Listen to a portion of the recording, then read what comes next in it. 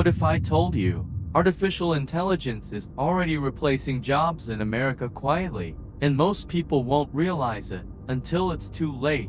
AI is no longer just a future idea. It's writing emails, answering customer calls, analyzing data, and even making business decisions. Tasks that once took hours now take seconds. Across the United States, office jobs are quietly changing. Some roles are disappearing, while others are being completely redefined. And the scary part? Most workers don't even realize it's happening. AI is now managing schedules, meetings, and daily tasks, quietly replacing human work behind the scenes, and most people don't even notice it happening.